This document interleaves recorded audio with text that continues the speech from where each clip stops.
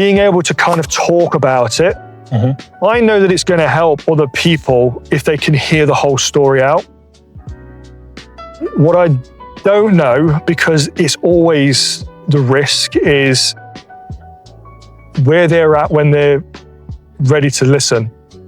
Because some people will go, okay, I want the change and this is the bit that I need to understand because it's going to help the change move forwards.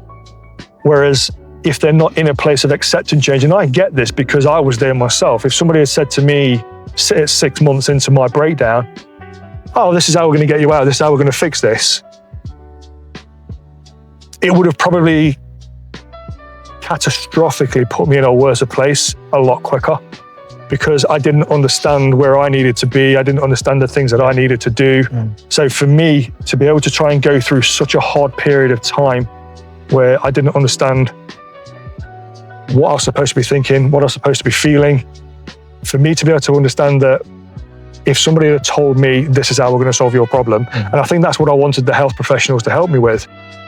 I think if I'd have been told this is how we're going to, I'd have been really resistant to it. I wouldn't have wanted to. And I think that's where a lot of people find themselves is it all depends whether you're open to want to change or if you're in the process of just realizing that you know you need to, but you're not there in saying I'm going to. And I think how I'm interpreting one of the things you just said is that some people don't even believe that they're capable of making that change. 100%. I mean, I didn't think I was. There is absolutely no way that I thought 14 years ago, that's when I made the decision to turn it all around, that I'd be sat on this bench today, telling this with you, talking about this. I didn't think that this was going to be what was in store 14 years later, just by making that decision.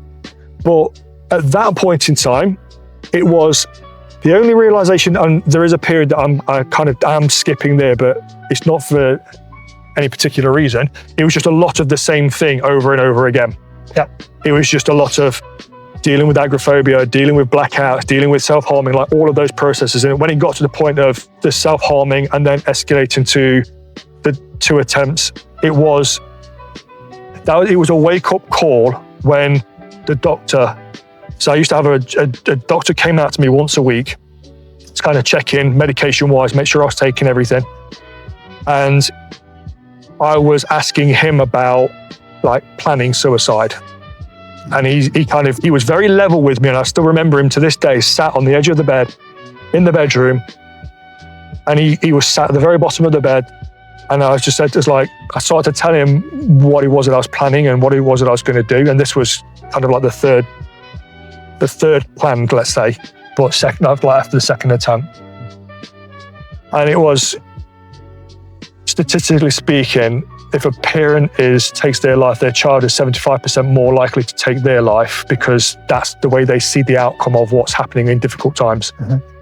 And at this point, I'd not seen my son, I had no contact, but I knew, I did not want to be even a 0.1% chance that I impacted the outcome of his life in any way other than the life that he gets to live through his own choices in life.